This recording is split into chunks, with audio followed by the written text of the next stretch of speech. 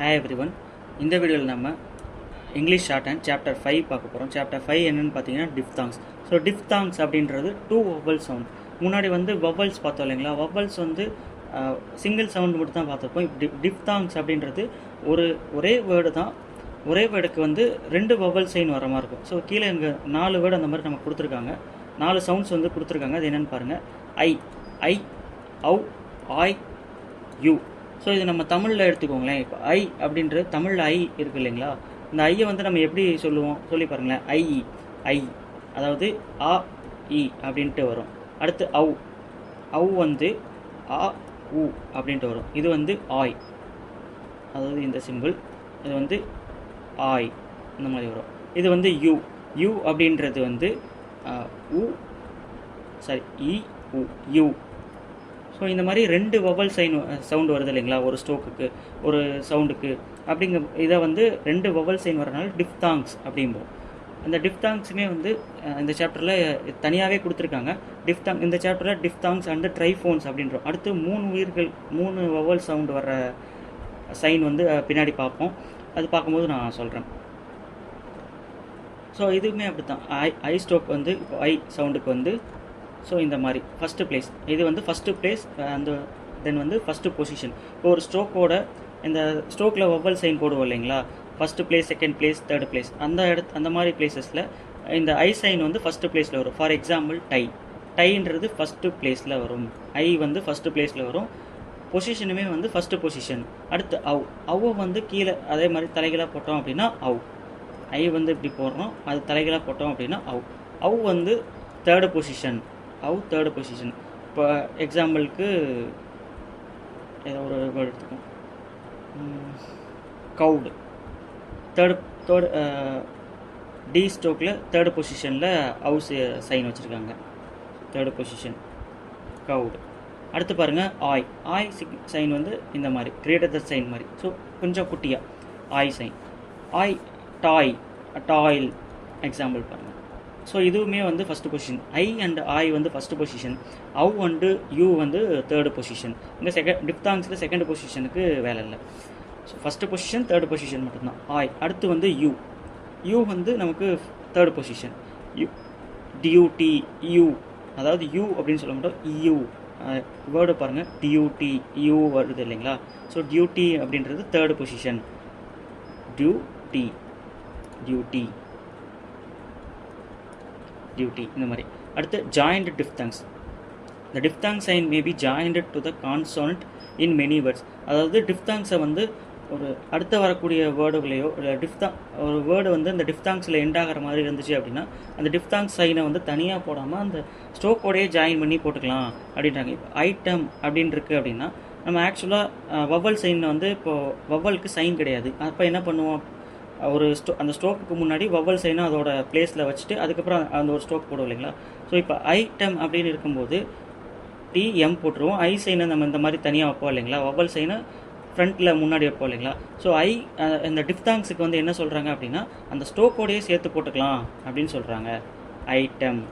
அடுத்து idle. So அந்த ஸ்ட்ரோக்குக்கு முன்னாடி தனியாக வைக்காமல் அந்த ஸ்ட்ரோக்கோடையே போட்டுக்கலாம். அது டிஃப்தாங்ஸுக்கு மட்டும்தான் இந்த மாதிரி சொல்கிறாங்க. நல்லா நம்ம வச்சுக்கோங்க. டிஃப்தாங்ஸில் இந்த 4 டிஃப்தாங்ஸில் மோஸ்ட்லி நம்ம வந்து ஐ அண்ட் ஆய் மட்டும்தான் இந்த மாதிரி ஸ்டார்டிங்கில் யூஸ் பண்ணுவோம். எண்டிங்கில் யூ அண்டு அவு வந்து யூஸ் பண்ணுவோம். சில இடத்துல வந்து இந்த ஆயும் யூஸ் பண்ணுவோம். இப்போ டிஃப்தாங்ஸை வந்து நம்ம ஸ்ட்ரோக்கோட ஜாயின் பண்ணி எழுதிக்கலாம், ஃப்ரண்ட் அண்ட் பேக்கில் மட்டும், ஸ்டார்டிங் அண்ட் எண்டிங்கில் மட்டும் எழுதிக்கலாம்னு வச்சுக்கலாம். இப்போ ஐஎம்.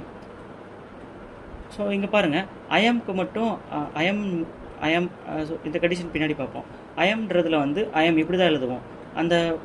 அந்த ஐயில் வந்து ஒரு சைடு லைன் மட்டும் தான் இருக்கும், அடுத்த லைனில் வந்து இருக்காது. அந்த லைனுக்கு மேலே எம் ஸ்டார்ட் ஆகிருக்கும். ஸோ இது என்ன இதுன்ட்டு பின்னாடி பார்ப்போம்.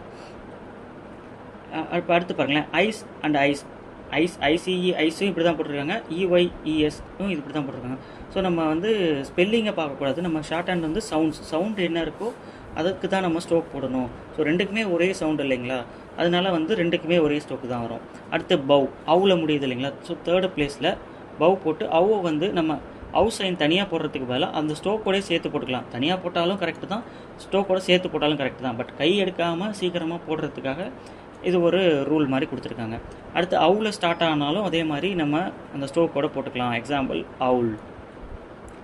இஷ்யூ யூவில் முடிஞ்சிச்சு அப்படின்னா யூக்கு நல்லா ஞாபகம் வச்சுக்கோங்க. யூவில் வந்து இந்த மாதிரி டவுன்வேர்டு அப்வேர்டு டவுன்வேர்டு ஸ்ட்ரோக்குக்கு வந்து டவுன்வேர்டு ஸ்ட்ரோக்கு ஸ்ட்ரெயிட் ஸ்ட்ரோக்குக்கு வந்து நம்ம யூ வந்து டவுன்வேர்டு யூ போடுவோம். வேரஸ் வந்து ஹரிசாண்டல் லைன் தென் வந்து அப்வேர்டு லைனுக்கு வந்து இந்த மாதிரி லெஃப்ட் செமி சர்க்கிள் போடுவோம். ஃபார் எக்ஸாம்பிள் இங்கே பாருங்கள், இஷ்யூ அப்படின்னா இந்த மாதிரி இஷ்யூன்றது டவுன்வேர்டு ஸ்ட்ரோக் இல்லைங்களா, அந்த ஸ்ட்ரோக்குக்கு டவுன்வேர்டு யூ போட்டிருக்காங்க. அதாவது இதுலேயே ஜாயின் பண்ணி டவுன்வேர்டு யூ போட்டிருக்காங்க. அடுத்து கீழே இப்போ ஆர்கியூ அப்படின்ட்டு வரும்போது ஆர்கியூ இது வந்து ஹரிசாண்டல் லைன் இல்லைங்களா, அந்த இடத்துல வந்து இப்படி போடலை, ஆர்கியூ இப்படி போடலை. அதுக்கு பதிலாக என்ன பண்ணுறாங்க, அந்த கியூலேயே முடிகிற மாதிரி லெஃப்ட் செமி சர்க்கிள் போடுறாங்க. லெஃப்ட் செமி சர்க்கிள் நல்லா ஞாபகம் வச்சுக்கோங்க. ரைட் செமி சர்க்கிள் பின்னாடி நம்ம யூஸ் பண்ணுவோம் ஹூக்கு, அப்போ கன்ஃபியூஸ் ஆகிடும். So left semi circle. அதே மாதிரி அப்வேர்டு ஸ்ட்ரோக்குக்கும் லெஃப்ட் செமி சர்க்கிள் யூஸ் பண்ணுவாங்க. டவுன்வேர்டு ஸ்ட்ரோக் வந்துச்சு அப்படின்னா downward semi circle, downward stroke வந்துச்சுன்னா டவுன்வேர்டு செமி சர்க்கிள்.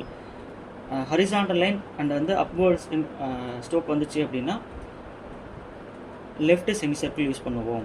அடுத்து ட்ரைஃபோன்ஸ் அப்படின்றது ஒன்றும் இல்லைங்க, டிஃப்தாங்ஸ் பார்த்தோம் இல்லைங்களா. டிஃப்தாங்ஸ்ன்றது 2 வவல் சவுண்ட் வந்துச்சு. இப்போ ட்ரைஃபோன்ஸ் அப்படின்றது 3 சவுண்டு வரப்போகுது.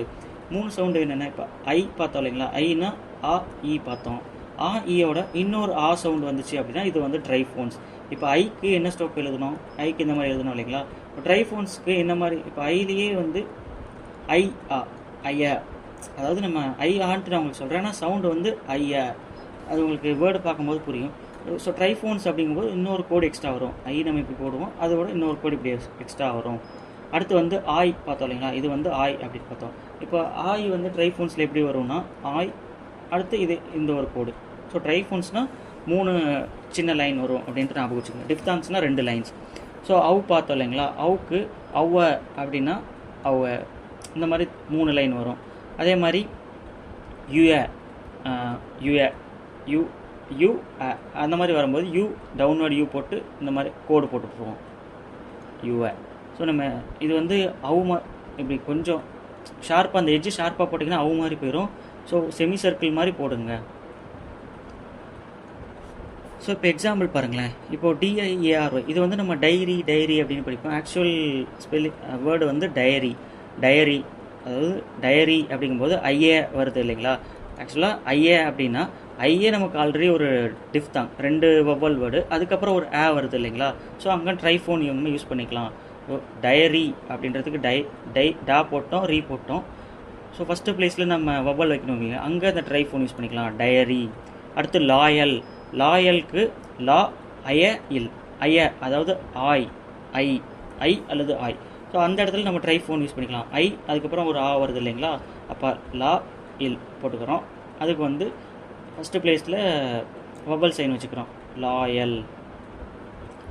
அடுத்து டவல், அவு வருது இல்லைங்களா, டவல். அடுத்து பாருங்கள், riot, engineers, annuity UA annuity. So இந்த மாதிரி உங்களுக்கு படிக்கும் போதே வந்து டிஃப்தாங்ஸுக்கும் ட்ரைஃபோன்ஸுக்கும் வித்தியாசம் தெரியும். ஸோ இதில் கன்ஃபியூஸ் பண்ணுறதுக்கு ஒன்றும் இல்லை. அடுத்து பாருங்கள், அப்ரிவேட்டட் டபிள்யூ. ஸோ டபிள்யூக்குமே ஒரு ரூல் கொடுக்குறாங்க. என்னன்னா, டபிள்யூ ஸ்டார்ட் ஆகி டபிள்யூவில் ஒரு வேர்டு ஸ்டார்ட் ஆகி அதுக்கப்புறம் KGMR, அதாவது அப்வேர்டு ஆர் ரே அப்படின்னு சொல்லுவோம். அது வந்துச்சு அப்படின்னா டபிள்யூக்கு நம்ம ரைட் செமி சர்க்கிள் யூஸ் பண்ணிக்கலாம் அப்படின்னு சொல்கிறாங்க.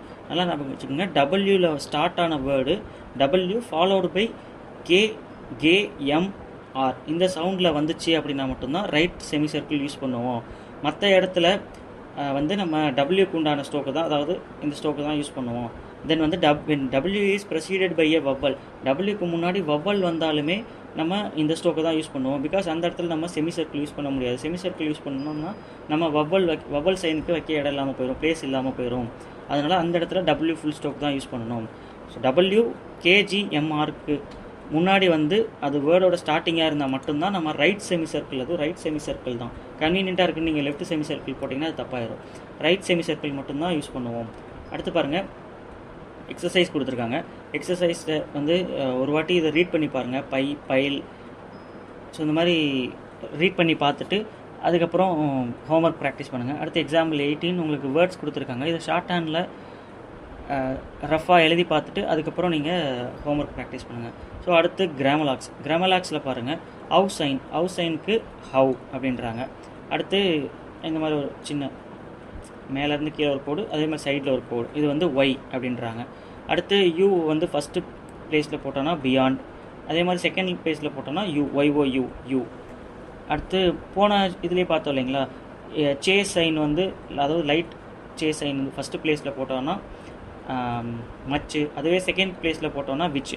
ஸோ இங்கே வந்து டார்க் ஜே சைன் கொடுக்குறாங்க. டார்க் ஜே சைன் வந்து ஃபஸ்ட்டு ப்ளேஸில் போட்டோம் அப்படின்னா லார்ஜ். அடுத்து கே சவுண்ட் கொடுக்குறாங்க, கே சைன் கொடுக்குறாங்க. கே வந்து கேன். செகண்ட் ப்ளேஸில் போட்டோம் அப்படின்னா கம், இது வந்து கே சைன். அடுத்து பார்க்க போகிறோம். ஜி வந்து ஃபஸ்ட்டு ப்ளேஸில் போட்டோம் அப்படின்னா கோன்னு அர்த்தம். செகண்ட் ப்ளேஸில் போட்டோம் அப்படின்னா கிவ் அல்லது கிவன். ஸோ இது இந்த டார்க் அண்ட் லைட்டு தான் வந்து உங்களுக்கு கன்ஃபியூஸ் பண்ணும். இது நல்லா கொஞ்சம் ப்ராக்டிஸ் பண்ணிக்கோங்க.